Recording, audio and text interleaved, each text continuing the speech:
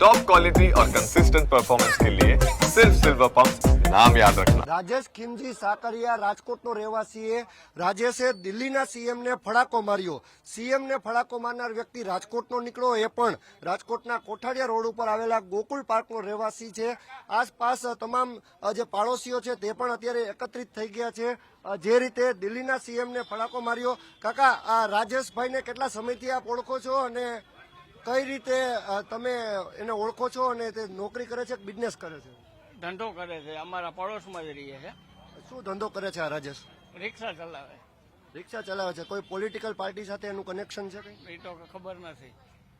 બેન, એમનું વર્તન કેવું છે પાડોશમાં? પાડોશમાં બહુ જ સારું વર્તન છે. ખરાબ રીતે અમારી સાથે કોઈ દિવસ આટલા વર્ષથી નથી રહ્યા.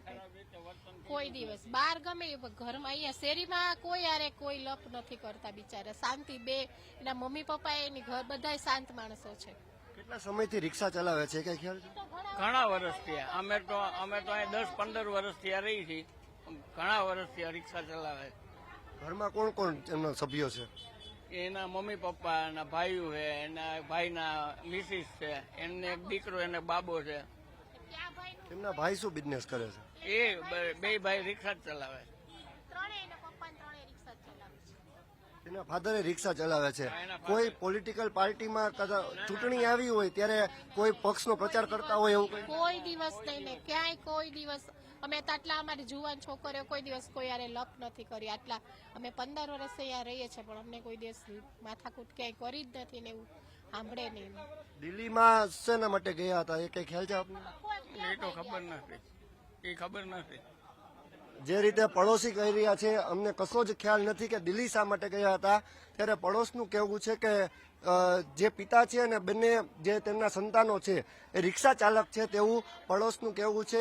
સીધા જ આપણે તેમના ઘરે કોઈ ઉપસ્થિત હોય તેમની સાથે વાત કરવાનો આપણે પ્રયત્ન કરશું. તેના મધર સાથે આપણે વાત કરી.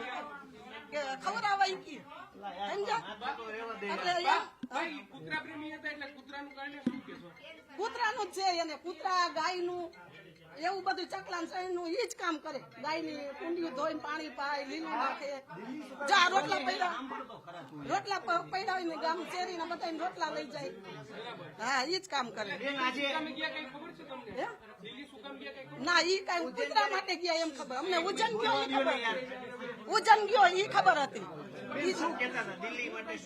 એને ખાલી એમ કીધું, એને પપ્પાએ ફોન કર્યો ને તો કે દિલ્હી હું કે કૂતરા માટે ગયો. બાકી બીજું ફોન મૂકી દીધો. ફોન મૂકી દીધો. એટલે કૂતરા નામ કીધું એટલે છે. અમારે વિડીયો આવ્યો છે ને, એને જોયો હોય છે. એને પશુ પ્રેમી હતા. પશુ પ્રેમી જ છે વર્ષોથી. કાઈ એન પપ્પાએ ફોન હમેથી કર્યો કે તું કેદી આવવાનો છો? તો કે હું દિલ્હી ગયો. કે દિલ્હી શું? તું તો ઉજ્જૈન ગયો તો ને કે તો કે હું સકલા ઓલા કૂતરા માટે ગયો છું. કે બીજું કઈ ન બોલ્યો, પછી ફોન મૂકી દીધો. બેન, કઈ પાર્ટીમાં છે દીકરો? કઈ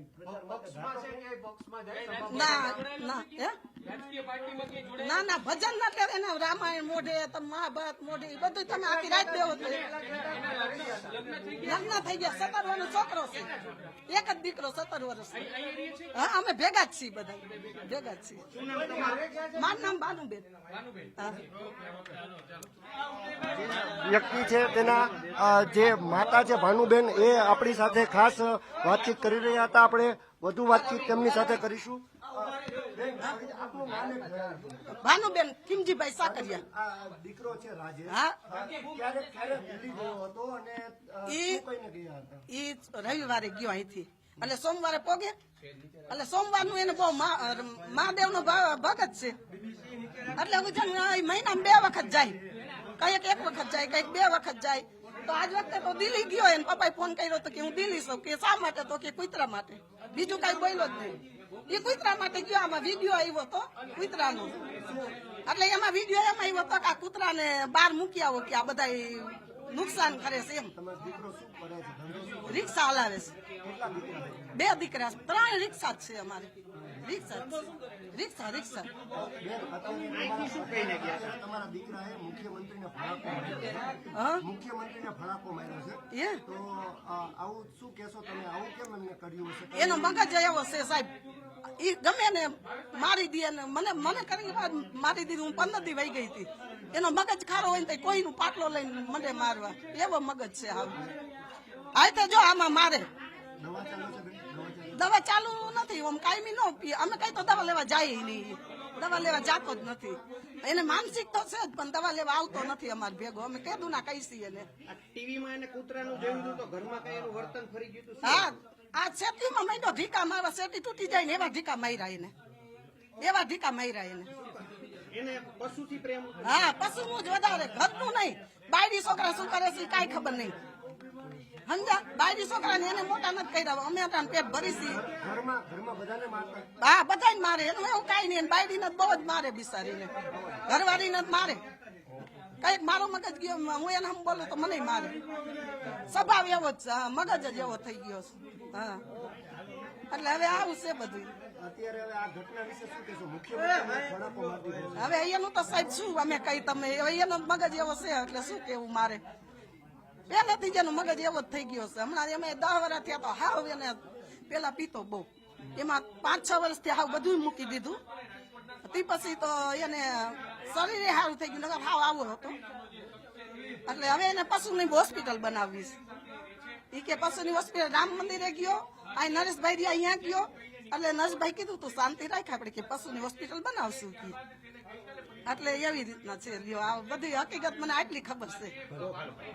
આ હતા એ પુત્રના માતા. તેમને સ્પષ્ટપણે કહ્યું છે કે જે રીતે મારો પુત્ર છે તે માનસિક હતો અને અવારનવાર તે ઘરમાં પણ તમામ ઉપર હાથ ઉપાડતો હતો, દારૂ પીવાની ટેવવાળો હતો અને સ્પષ્ટપણે ઘરના દરેક સભ્યને તે મારતો હતો. તેમનો મગજ ઠેકાણે નથી રહેતો તેવું તેની માતાનું કહેવું છે.